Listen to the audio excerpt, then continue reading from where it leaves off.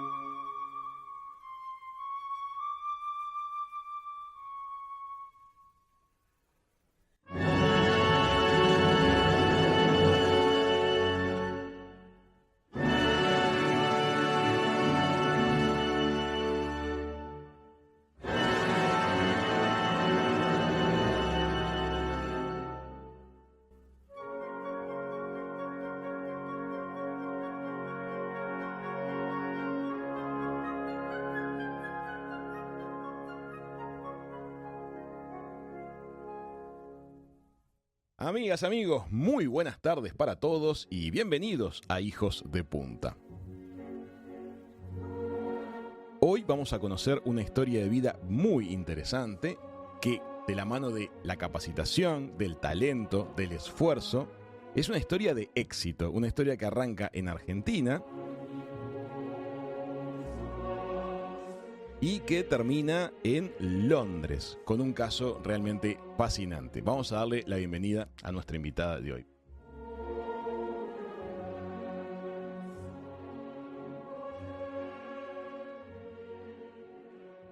Mariana, bienvenida a Hijos de Punta, ¿cómo estás?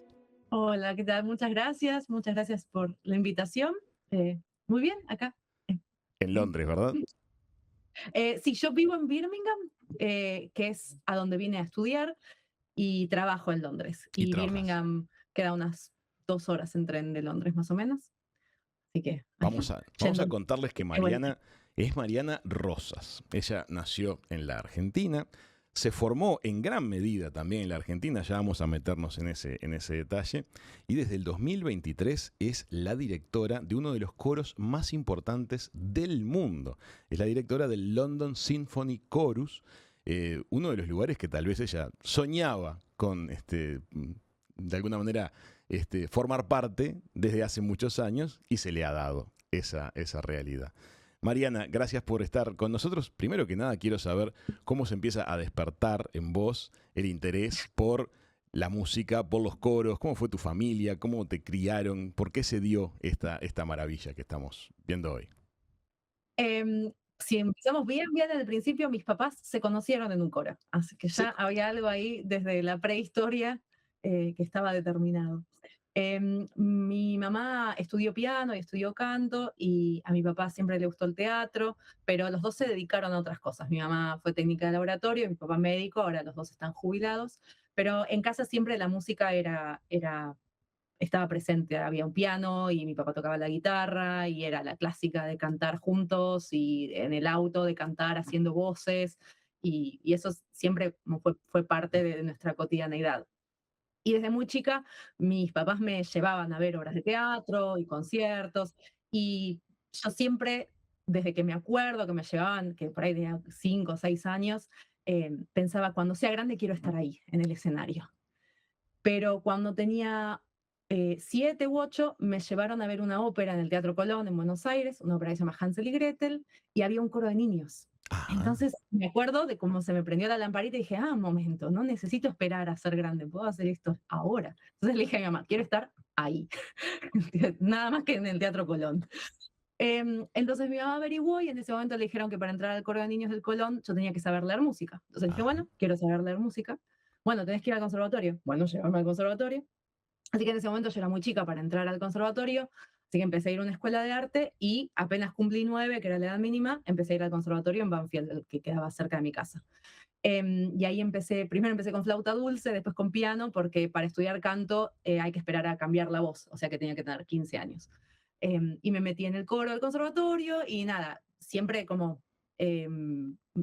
me gustaba mucho hacer música en grupo, más que nada. Como que tocar el piano sola me ponía muy nerviosa, pero todo lo que era en grupo me encantaba.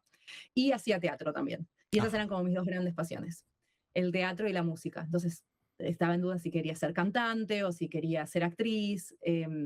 Y cuando tenía 16 años, gané una beca para ir a terminar el colegio secundario en un colegio internacional en Italia. Y fue en ese colegio que Una en mi beca para segundo... ir a Italia a terminar tu secundario. Sí, ¿Qué momento? ¿Era tu primer viaje transoceánico? ¿Cómo fue eso? sí. Fue una locura, yo lo pienso hoy y digo, ¿cómo me animé? Pero bueno, tenía 16 años, o sea, no tenía idea. Un colegio que forma parte de una asociación que se llama Colegios del Mundo Unido Ajá. y que dan becas para gente de todo el mundo para que vaya a hacer los últimos 2 años del secundario. Y la idea es, obviamente hay una exigencia académica, pero sobre todo es el costado social y la idea de que la gente se conozca y que después puedas volver a tus países y compartir la experiencia de lo aprendido.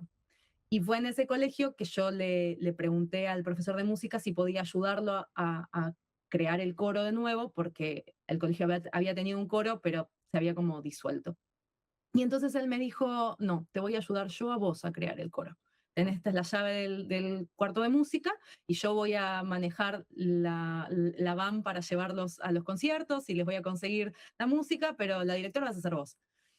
Y me acuerdo ese día, tenía 17 en ese momento, me acuerdo ese día como si fuera hoy, que sentí en ese primer ensayo que eso era todo lo que a mí me gustaba hacer, porque tenía la música, tenía el canto, pero también tenía la actuación, porque hay algo que uno cuando está dirigiendo un coro está actuando también. Y tenía el trabajar en grupos, podía canalizar mi costado mandón que tuve toda la vida. Así que en ese momento decidí que quería hacer eso. Entonces, cuando terminé el colegio, volví a Argentina y me metí a estudiar dirección coral en la Universidad Nacional de las Artes, que es lo que era el viejo Conservatorio Nacional. Pero Mariana, esta persona que acabas de mencionar a la pasada es una persona clave en tu vida. ¿Has tenido oportunidad de agradecerle todo lo que disparó esa decisión de a una chica de 16 años decirle, armá vos el coro? Buena iniciativa. Se llama Stefano Sacher y el año pasado, en julio, cumplimos los 20 años de egresados de la escuela secundaria y le llevé un CD que grabamos con el London Symphony Chorus de regalo. Y estamos en contacto vía Facebook y él sigue bastante lo que hago y siempre que lo veo le digo que en realidad lo arrancó él eso, así que Y qué sí. interesante también, estaba pensando, hubo un día que tus papás reciben un planteo tuyo de, con 16 años, o me imagino 15 capaz, mirá, está esta oportunidad, una beca que hay que presentarse, hay que ir a completar el secundario en Italia. Y te dicen que sí. Sí.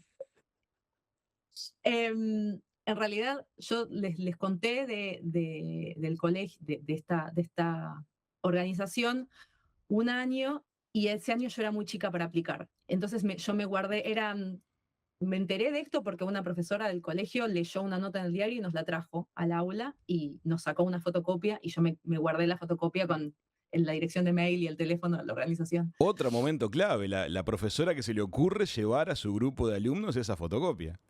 Tal cual. Qué Y, increíble, el y encadenamiento. ese año yo era muy chica, entonces no pude aplicar, pero me guardé el papelito y al año siguiente llamé y me inscribí, pero no le dije nada a mis papás. Ajá. Y nada, en un momento llamaron de la organización para confirmar el día del examen, porque había que dar un examen de prueba y qué sé yo. Y bueno, ahí atendió mi mamá y me dijo, vas a tener que contarle vos a tu papá esto que estás haciendo.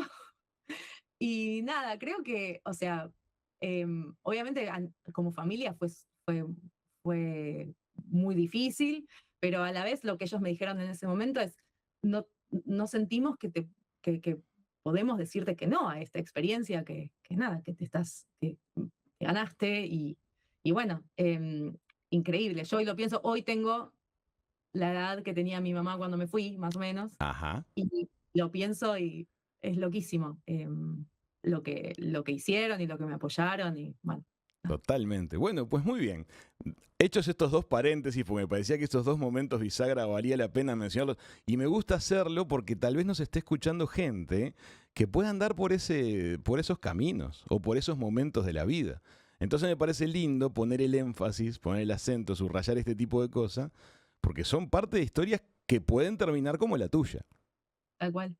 Bueno, pues muy bien. Así que te vas a completar el secundario en Italia, armás este coro allá en el secundario italiano, ¿y cómo sigue la cosa? Y bueno, después vuelvo a Argentina a los 18 y ahí hice mi carrera de dirección coral. Mientras estaba haciendo la carrera, me ofrecieron un cargo como ayudante de cátedra en la materia práctica coral de la universidad. em, y tenía mi coro también que fundé aparte, como hacemos todos los directores en Argentina, que es juntar un grupo de amigos, Y arman un eh, coro. armar un coro, sí. Ensayar en la casa de algún amigo, es como, es muy así, la vida del director coral en Argentina. Y me imagino que probablemente en Uruguay sea lo mismo. Es muy probable. Eh, Así que estudié eso. Después, cuando terminé esa carrera, hice una diplomatura en música contemporánea. Ajá. Y mientras estaba haciendo esa diplomatura, me ofrecieron un trabajo, uno de los que eran mis profes, me ofreció un trabajo en la Biblioteca Nacional, como en la parte de gestión, como coordinando eh, las actividades musicales que organiza la Biblioteca Nacional. Bien. Y yo hasta ese momento tenía algo de experiencia en gestión y organizando cosas, porque organizaba cursos y masterclasses para la Universidad de las Artes en Buenos Aires, pero no lo había visto como una beta laboral, digamos. Y bueno, empecé con eso y me gustó. Eso se volvió como un trabajo full time en la biblioteca y después de ahí me convocaron para trabajar para el Ministerio de Cultura y para la Universidad Nacional de las Artes como en un cargo de gestión. Ajá. Eh, En lo que Todo eso parecía una desviación de tu talento natural. parecía una desviación, pero bueno, después ya te contaré cómo en realidad todo confluye, o sea, todo pasa por algo. A ver. Mm, Pero, o sea, lo que significó es que yo, mi trabajo principal, mi fuente de ingresos tenía que ver con la gestión cultural, o sea, que estaba relacionada a la música, pero bueno, desde una parte más de organización y como del backstage, más que en Ujú. el escenario, pero también tenía mi coro y tenía la cátedra de práctica coral en la universidad, un ensamble de música contemporánea, o sea, yo estaba haciendo música, pero sin la necesidad, digamos, de que esos espacios fueran los que me generaban el ingreso con el que Comprendo. pagar el alquiler y la comida. Claro. Em, y hice eso varios años, mientras seguía estudiando también, hice una maestría en crítica y difusión de las artes, y, o sea, siempre como que eran tres cosas, el trabajo, el estudio y la música. Bien. Y cuando cumplí 30, dije, pero yo quiero ser director. Estabas extrañando el Pero, escenario. pero yo quiero ver si puedo ser directora full time. Y un director que también él sabe el rol que jugó en mi vida, se llama Facundo Agudín, con el que yo había organizado seminarios en Buenos Aires, me dijo, tenés que irte a Europa, tenés que irte a trabajar afuera, pero si vas, no, o sea, no puedes ir y buscar un trabajo, tenés que ir y estudiar. Y me dijo, si quieres hacer dirección orquestal, tenés que estudiar con fulano, y si quieres hacer dirección coral, tenés que estudiar con Mengano. Datos clave. Sí.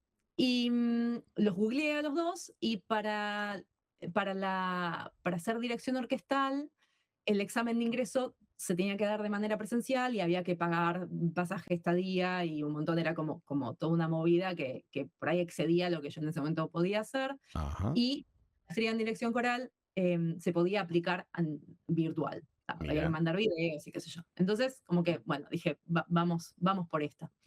Y Videollamada. lo googleé claro, entrevista por Zoom. Em, y googleé a la persona que daba esa maestría, que se llama Simon Halsey, y vi que la maestría era en Birmingham, y lo fui a conocer a un seminario que daba en lo que en ese momento había sido el Simposio Coral en Barcelona, y me voló la cabeza. Lo que él traía. Y su especialización era en coros sinfónicos, que son los coros grandes que hacen las obras corales con orquestas. Comprendo. Novena de Beethoven, Carmina Burana, o sea, todos. Que es lo Ese tipo. máximo, tengo entendido. La máxima ¿Cómo? potencia de coro justamente son esos casos, ¿verdad? Y son los más fuertes, sí. Son numerosos, tocan con grandes orquestas sinfónicas, son un poco Tal la cual. élite. Sí. Em, y, y bueno, volví como con la cabeza revolucionada después de haberlo conocido, pero igual sentía como que, bueno, pero entran solo 4 personas por año, no voy a poder. Entonces, esta persona, Facundo Agudín, el mismo que me recomendó a este hombre, me invitó a trabajar con él en Suiza un mes y que yo después me di cuenta que en realidad esa invitación lo que tenía era como el propósito de que yo viera que podía trabajar en Europa, que toda la formación que yo tenía en Argentina era válida y bueno, que como todos tenía mucho por aprender, pero también tenía cosas para ofrecer. Que quizás, Paréntesis, claro, paréntesis. sí. Esa sensación de, ¿será que lo que yo aprendí en mi país acá es válido y permitiría destacarme? ¿Se siente, la viviste vos? Em, o sea, yo lo que sentí cuando llegué ahí fue que había muchas cosas que yo no conocía del idioma y del tipo de trabajo, pero había otro montón que sí. Ajá. Pero que siento que estando en Argentina o estando, calculo que en Sudamérica, que uno está tan lejos de los lugares donde esta actividad nació y se desarrolla en su manera por ahí más profesional, que es inevitable, me parece, sentir que, bueno, lo que nosotros hacemos está a otro nivel. Y no es tan así. No Pero está así. que te lo digan no sirve. En general es la clase de cosas que las tenés que vivenciar para creerlas de verdad, para decir, no, mira, yo acá no les sé hablar en francés, pero cuando los dirijo saben lo que tienen que hacer, o yo sé cómo ayudarlos a que suenen mejor. Bien, Entonces, esa experiencia fue como el impulsito de confianza, quizás, para presentarme para la maestría, para mandar la postulación. bien. Y, y bueno, volví de trabajar con Facundo en Suiza y mandé las cosas a Inglaterra. Y a la semana de haber mandado el video, me llamó por teléfono Simon Halsey para ofrecerme un lugar en su maestría. Y eso lo que significaba era que empezaba la búsqueda de la ayuda económica, porque las maestrías en Inglaterra no son baratas. Así que eso fue en noviembre del 17 que Simon me ofreció una de las vacantes en el curso. Y en mayo del 18 me confirmaron de la universidad que me daban una beca. La Universidad de Argentina te apuntala con eso. No, la Universidad de Birmingham. La de Birmingham te apuntala con eso. Te permitía que fueses a vivir en Inglaterra y sostenerte durante lo que duraba esta maestría con este destacado director de coros. La beca cubría parte de la colegiatura, o sea, de la matrícula. Ajá. Vivir tenía que organizarme yo. Y la vida allá Pero también. sí. Ah, ok. Y ahí fue cuando hablé con el que en ese momento era mi novio y hoy es mi marido. Ajá. ¿Qué hacemos? Me dijo, vamos, yo me busco un trabajo. Ya que has tenido Y, la suerte de que has encadenado un entorno que te ha apuntalado en todas, ¿eh? y sí, lo sé, y ellos lo saben y se lo agradezco cada día. Muy bien. Mm, Y, y bueno, él se copó con la aventura, entonces nos vinimos por un año. La maestría empezaba en septiembre del 18 y terminaba en julio del 19 y nos vinimos a instalar.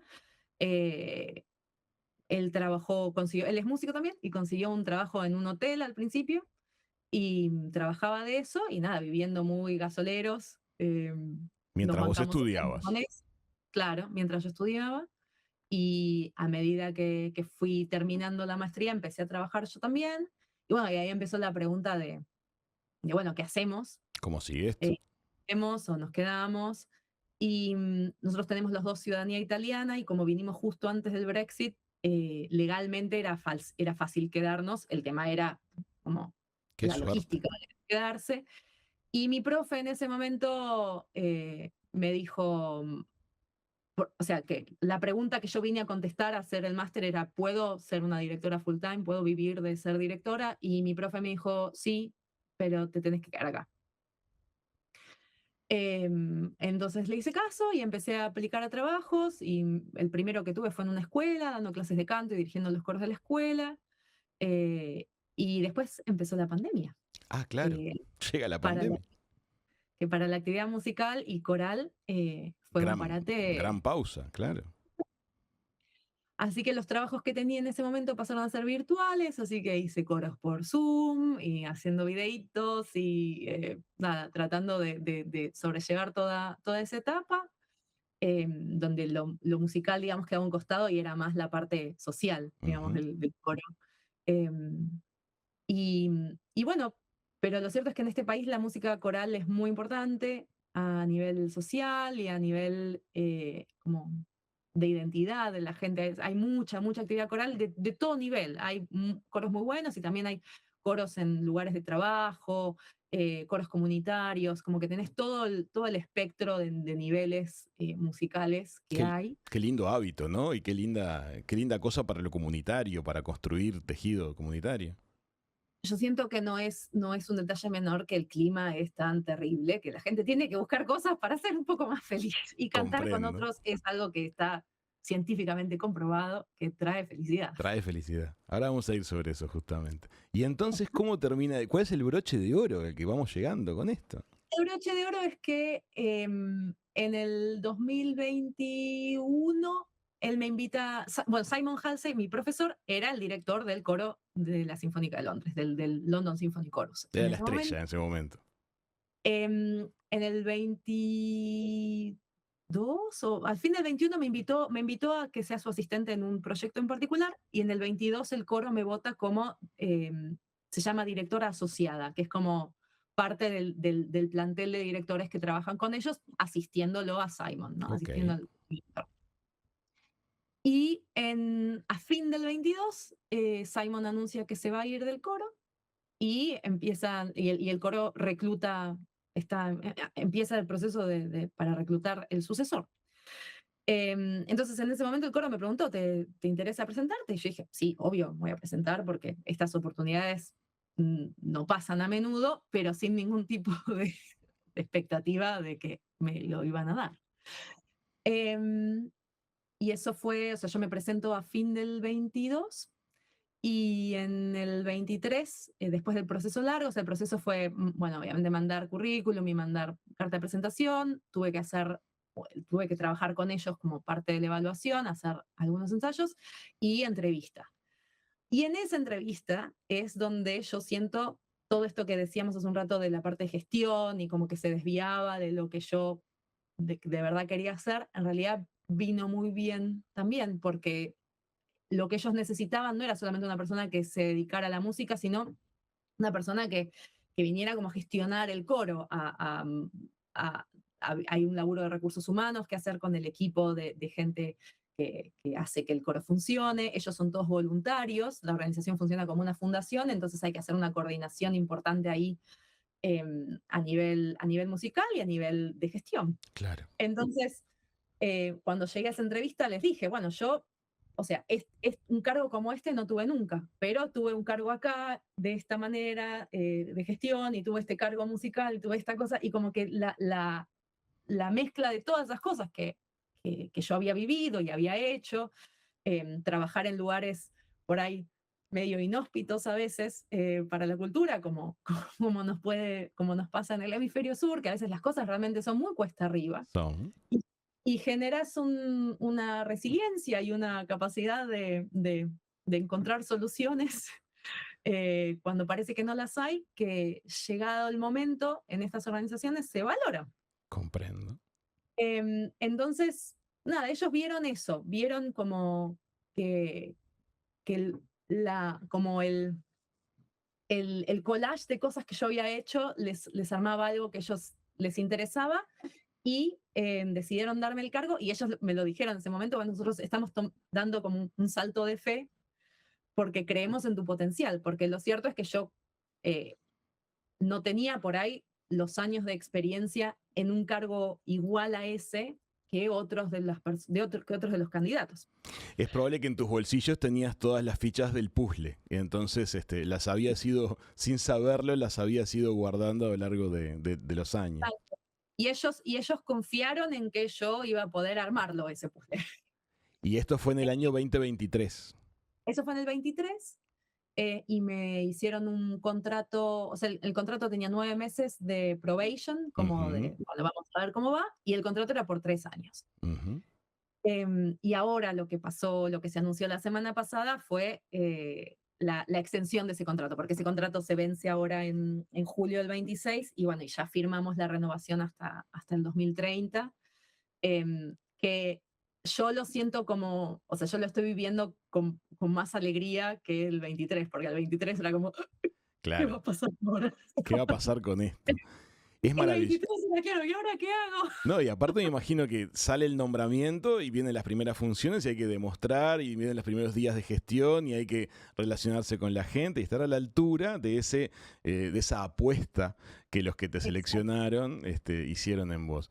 Hermosa historia. Te propongo que hagamos una breve pausa acá. En la segunda parte de la nota nos vamos a meter en sí en el mundo de tu profesión, en el mundo del coro, de las emociones, de la capacitación. ¿Te parece? ¿Vamos a ir por ese lado? Perfecto. Dale. Amigas, amigos, ya venimos con más de Hijos de Punta.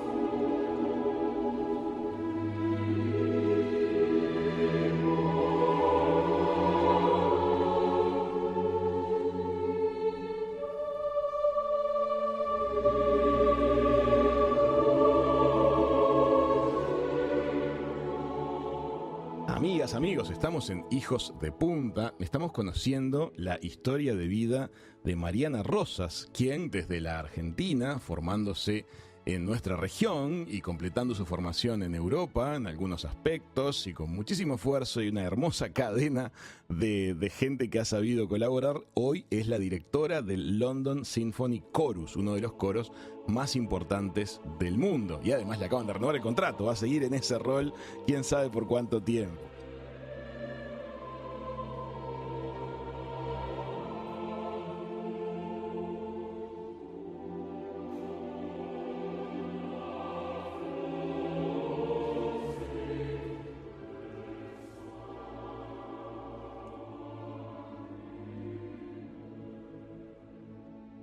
Mariana, precioso como nos contaste en la primera parte tu camino. Sos de Banfield. ¿En Banfield también comen el alfajor Capitán del Espacio ustedes como la gente de Quilmes o tiene otro sabor propio? No, no, la verdad no sé si en Quilmes tiene otro gusto, pero sí. Sí. Es uno de los que les gusta, me imaginé, porque sé que son cercanos a esta. Bueno, y ella ahora está en Birmingham, a 2 horas de Londres, donde tiene su lugar de trabajo habitual. Mariana, me da mucha curiosidad el mundo de los coros. A mí me emociona mucho cuando voy y escucho coros poderosos. Aquí tenemos coros maravillosos en el Sodre del Uruguay y suenan maravillosamente. Pero te quiero preguntar acerca de cómo es estar por dentro. ¿Cómo se aprende la dirección coral? ¿Es una técnica? ¿Requiere una sensibilidad especial? ¿Dónde está la magia que vuelve a alguien una directora o un director de coro de calidad mundial? ¿Cuáles son las claves del asunto? Me parece que algo fascinante de la dirección es que esa pregunta probablemente tenga diferentes respuestas de acuerdo a cada persona a la que se la preguntes. A ver. Hay algo de la dirección que permite que uno moldee la profesión de acuerdo a lo que sos vos, a lo que traes vos. Ajá. Hay muchas aristas. Tenés primero, obviamente, la arista, la parte musical, que tiene que ver con la preparación, porque vos con el grupo te encontrás 1 vez por semana, 2 veces por semana, 3 veces por semana, depende del grupo, a ensayar, pero el trabajo en realidad empieza muchísimo antes en tu casa, estudiando la música, absorbiendo la partitura, decidiendo cómo la vas a ensayar, cómo la vas a enseñar, porque lo que nosotros tenemos como limitación es el tiempo. Vos tenés que preparar una obra en determinada cantidad de tiempo y eso no lo podés cambiar, eso es Bien. inamovible. Entonces, cómo hacer uso de ese tiempo de la manera más eficiente o más que enganche a los cantantes de la mejor manera, todo ese trabajo pasa antes. Entonces todas las horas de estudio son antes de que el coro te ve trabajando el primer día. Pero, por ejemplo, tú estudiás, me imagino, la vida de los compositores, estudiás aspectos paralelos a lo que es la obra que vas a transmitirle al coro. ¿Cuánta gente integra tu coro habitualmente? ¿De qué cantidad de personas estamos hablando? En el coro hay en total unas 160 personas. En general tenemos 130 o 120 por proyecto, depende de la capacidad del auditorio en el que cantamos. Y es un coro que hay que recordar que es amateur. La gente audiciona para entrar y tienen un nivel semiprofesional, pero ellos no persiguen un salario por Mirá. estar en el coro. Entonces es gente que tiene otros trabajos, entonces no todos pueden hacer todos los proyectos porque como nos presentamos junto a la Orquesta Sinfónica de Londres, la agenda al momento de llegar a los conciertos se hace bastante pesada. Entonces lo que hace la gente es quizás no hacer todos los proyectos que el coro hace en el año, sino seleccionar algunos. Entonces por eso tenemos 160 personas, pero los que vienen a cada proyecto por ahí son menos. Qué interesante. O sea que el coro no es un coro profesional, es un coro semiprofesional. ¿Y los músicos de la orquesta? Los músicos de la orquesta sí son Los músicos profesionales. son profesionales. Y el coro entonces es semiprofesional. Entonces, claro, si van a poder ir, se anotan a ese proyecto, pero si ven que están complicados, no. Exacto. Qué desafío exacto. para vos también. Pero estamos hablando igual de un nivel técnico alto, porque por algo son elegidos para estar en ese grupo. Sí, ellos tienen que audicionar para entrar y después reaudicionan cada 2 años. ¿Y vos cómo Y más te sí, nutrís a nivel emocional? ¿Qué sos sos de mirar películas, sos de leer, sos lectora, te pasás escuchando música en distintas ramas? Contame, ¿cómo te alimentás?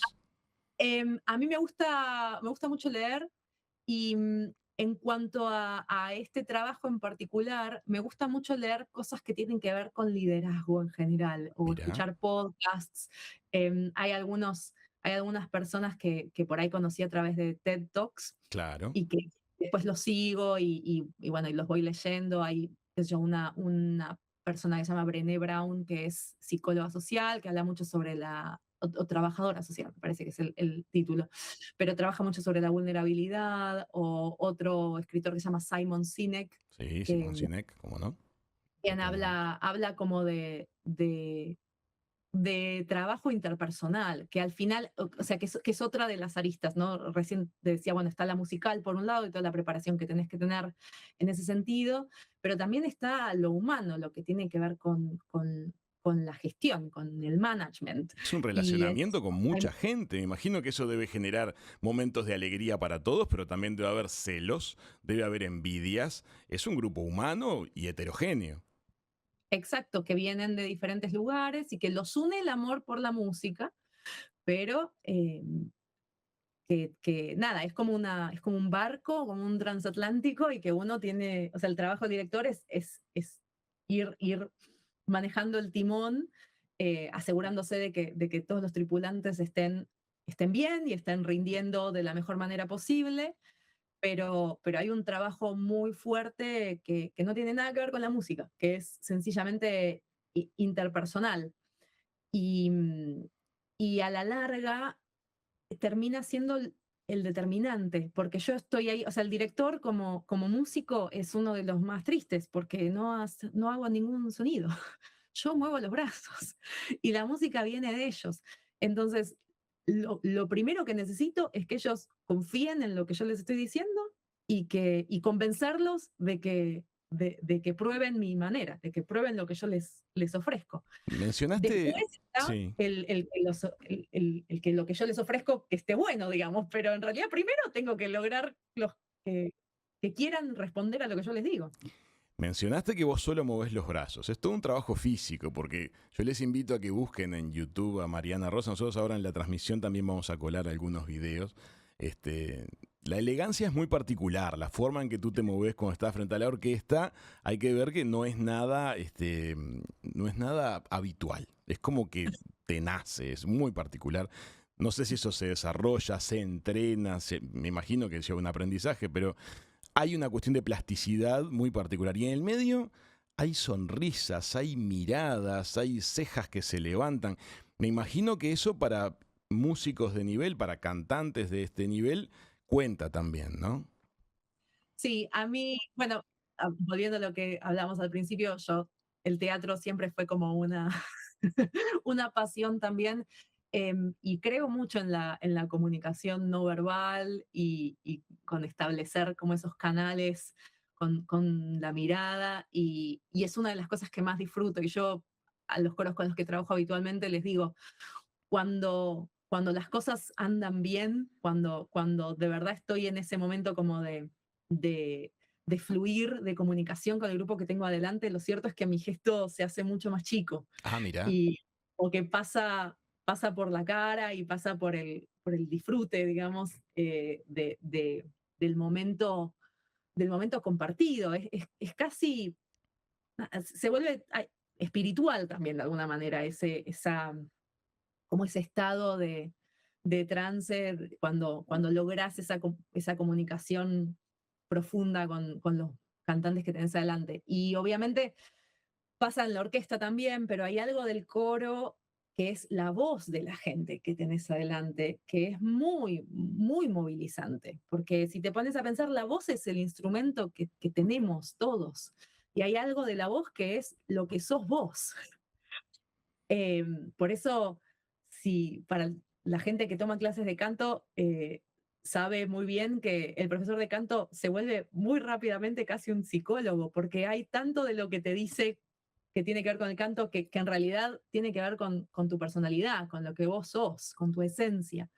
Em, entonces hay algo muy especial que pasa cuando vos estás ayudando a la gente a desarrollar ese instrumento, porque hay un proceso de descubrimiento y de desarrollo y de crecimiento. eh, Es muy inexplicable.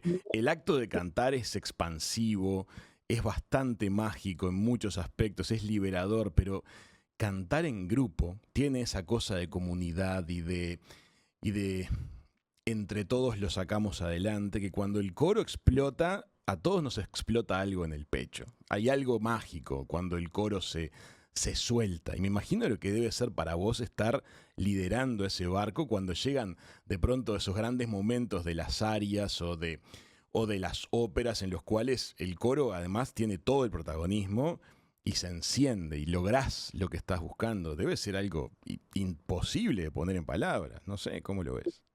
sí, sí, es físico, es una cosa física y sí, diría espiritual. Em, Hay algo de la armonía con otras voces. El momento en el que un acorde encaja y que de repente es como una experiencia, este, así donde ves como algo que sale de la gente y que se vuelve algo más. Mirá como Eh, con tus manos estás dirigiendo, tus manos van al pecho y se abren mientras lo contás, es maravilloso. Te quiero preguntar esto, Mariana, ustedes son uno de los coros más importantes del mundo, eso significa que tienen las puertas abiertas en los escenarios más asombrosos también. De todos los que has estado, sé que has estado en el Royal Albert Hall, que has estado en algunos teatros con gran historia, ¿alguno te ha significado particularmente emocional? ¿Se te viene a la mente algo, una cosa que dijiste, esto es una vez en la vida? ¿Cómo es estar en esos lugares y ser parte de la escena?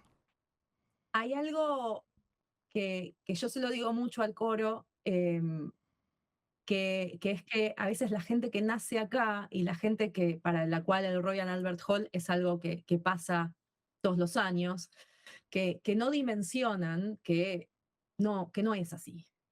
No dimensionan lo extraordinario de la posibilidad de estar ahí. Y yo les contaba, estando lejos, para nosotros el Royal Albert Hall o la Filarmónica de Berlín, son lugares que vos ves por YouTube, Ujú. nada más, no existen. Y yo les decía, para mí, ciertas personas, ciertas personalidades, directores como Simon Rattle, bueno, como Antonio Papano, con el que ahora trabajo, para mí ellos eran personas que vivían en YouTube y en otra realidad. En mi cabeza, Papano y Spider-Man eran igual de reales. Claro, totalmente. El mismo nivel de realismo, Spider-Man y papá, ¿no?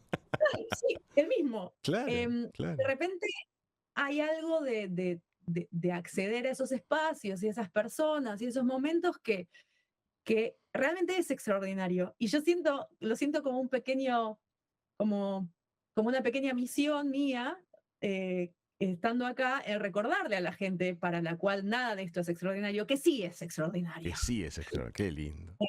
Y que cuando están en esos lugares, que no lo den por sentado, que no es normal, que ellos son parte de una ínfima cantidad de gente del mundo que tiene la oportunidad de estar ahí. Em, y, y me encanta como poder recordarles eso y ellos lo terminan disfrutando más también, porque es Y como, no, lógico. pará, Te deben adorar porque les hiciste, les iluminaste eso que para ellos tenía una cotidianeidad y les haces ver lo magnífico de lo que están teniendo bajo sus pies, sí, ¿no? más hoy en día, ¿viste? Esta semana justo ayer tuvimos el último de una serie de conciertos que fueron muy especiales y les decía, hablábamos, ¿viste? El mundo está loco Es un momento. y tantas cosas por las cuales quejarse, tantas cosas que te hacen como perder la fe en la humanidad y de repente nosotros estamos acá pensando en que si lo vamos a cantar un poquito más piano, un poquito más fuerte, o tipo, eh, no nos hagamos tanto problema, disfrutemos este privilegio y es casi como una tarea que tenés, que bueno, si te tocó la suerte de estar ahí, lo mínimo que tenés que hacer es disfrutarlo, porque, porque no es normal. Sí, que no se te convierta en una tarea rutinaria porque es extraordinaria. Sí, Es una tarea extraordinaria. Y provocas en los demás emociones que de repente son de por vida. Hay gente que capaz que entra una vez en la vida a ese lugar y te va a ver a ti performar y bueno, ese recuerdo le va a quedar por sus días. Y entonces eso es una responsabilidad. sí, sí, es un regalo y es una responsabilidad, total. ¿Suena increíble el Albert Hall? ¿Sabes qué? Acústicamente No no está, es claro, mejor del mundo. Es muy fuerte estar ahí por todo lo que pasó ahí, como que sentís la historia. Nada, las proms, que es como el ciclo de conciertos de verano que de sucede BBC, ahí, seguro. es algo muy especial que se vive. El auditorio bueno, es enorme, es como es en redondo Ujú. y para las proms, para este festival de verano, lo que sería la platea no tiene sillas. Entonces la gente está parada como si fueran a ver un recital de rock, pero Ujú. van a ver música clásica. Qué Como maravilloso. no es exclusivamente música clásica, pero bueno, también es música clásica. Y es muy loca como la vibra que hay en el ambiente, porque está esa cosa como distendida, en una música que hay tanto prejuicio por el acartonamiento y por la distancia y por el elitismo, y en realidad la gente va ahí con la cerveza en la mano, parada, a escuchar Qué Mahler. lindo. Qué lindo. Eh, Van con la manta y se tiran al piso a hacer picnic en el intervalo, o sea, es un ambiente Es muy de popular y sin embargo estamos escuchando academicismo. Exacto, pero academicismo que en realidad muchas de esas cosas cuando las escribieron, no, Sí, no eran músicas populares. Se y escribieron para que se bailaran y se cantaran en grupo. sí. Así que el Royal Albert Hall tiene eso, tiene como el aura. ¿Y algún otro Eh, escenario que te venga a la mente que quieras compartirnos? la sala de conciertos de Hamburgo, Ajá. Alemania, fuimos con el coro en el 24 como parte de una gira con la orquesta, con una de las orquestas de la radio de Alemania, hicimos el Requiem de Guerra de Britten, que es una obra que ya de por sí es muy movilizante, y en ese momento lo estábamos haciendo con un director que es griego-ruso, y él quiso usar las nacionalidades de los solistas originales que había planteado Britten, que era una cantante rusa, un cantante inglés y un cantante alemán. Y la obra esa se escribió para inaugurar la Catedral de Coventry, que es una ciudad que queda acá cerca de Birmingham, que durante la Segunda Guerra Mundial la bombardearon y algunos años después la reconstruyeron, pero en vez de terminar de derrumbar la que estaba derrumbada, dejaron las ruinas y la construyeron una nueva y moderna al lado y pusieron un cartelito dejamos las ruinas para no olvidarnos de lo que pasó y para que no vuelva a pasar. Comprendo. Entonces, esta obra se escribió para inaugurar ese espacio. Entonces, ya de por sí era un proyecto muy movilizante, porque además el coro de Londres estaba siendo invitado de una orquesta alemana. Entonces, bueno, había muchos mensajes muy profundos ahí, y esa sala de conciertos es relativamente moderna. Ahora no me acuerdo exactamente cuándo la inauguraron, pero no hace mucho, y fue así un proyecto multimillonario. La cantidad de plata que invirtieron en eso es increíble, pero el espacio es acústicamente perfecto. Ahí sí que suena bien. Perfecto, es increíble. Y todas las paredes, cada milímetro del auditorio está construido en pos del sonido. Claro. Entonces, por la manera en la que están construidas y los materiales de las paredes y de los asientos y del piso, en cualquier lugar del auditorio donde estés, escuchás increíble. ¿Y ustedes en el escenario también? Sí. Porque ¿cómo se trabaja? ¿Tú escuchás directa la voz de tu coro, o hay un sistema de retorno que te llega al oído con un in-ear o algo por el estilo? No se usa, en esta música no usamos... No hay amplificaciones. O sea, depende de que la acústica de la sala sea perfecta. Es lo humano y la acústica del espacio lo que se pone. Nada más, no se amplifica. No. Y no lo necesitan. No, y si ves micrófonos es porque porque lo están grabando. Se está grabando. Cuando vemos micrófonos, que a veces se ve alguno como colgadito, están grabando. Están grabando. Perfecto. Sí. Mariana, me gustaría que cerremos la charla, que me gustaría que durara muchas horas, por supuesto, pero me gustaría que le des un mensaje a alguien que tiene alguno de estos talentos o alguno de estos intereses o alguna de estas curiosidades y está en distintos lugares del camino que vos has recorrido. Capaz que está en el camino muy inicial. Capaz que tiene hijos que están manifestando un interés en la música. O una casa en la que todavía ni siquiera se despertó ese interés musical. ¿Qué le decís a la gente que está escuchándote? Estás dirigiendo el Coro Sinfónico de Londres. Es el pináculo de tu profesión. Bueno, ¿qué le decís a los que estén en algún lugar de tu camino? Voy a decir algo que escuché. No voy a reclamar autoría de esto que voy a decir. Pero me resonó mucho y vuelvo a eso a menudo, que es, si tenés ganas de hacer algo, hacelo. No esperes a sentirte listo. No esperes a sentirte listo. Muy bien. Porque claro. La manera de estar listo para hacer algo es haciéndolo. Entonces, si esperás a haber aprendido todo, si esperás a tenerlo todo perfecto en tu cabeza, no lo vas a hacer nunca. Entonces, hacelo. La primera vez que lo hagas, no lo vas a hacer bien, y la segunda lo vas a hacer un poco mejor, y la tercera un poco mejor, y así. Entonces, sí, creo que es eso. No esperes a estar listo. Haz lo que tengas ganas de hacer. Precioso. Amigas, amigos, ha sido un placer conversar hoy con Mariana Rosas desde Birmingham, dirigiendo el Coro Sinfónico de Londres. Un camino de vida fascinante y evidentemente una sensibilidad privilegiada. Mariana, muchas gracias por este ratito con nosotros. Muchas gracias a vos. Muchas gracias. Por hoy vamos hasta acá con Hijos de Punta. Amigas, amigos, nos vemos prontito. Hasta luego. Chau, chau.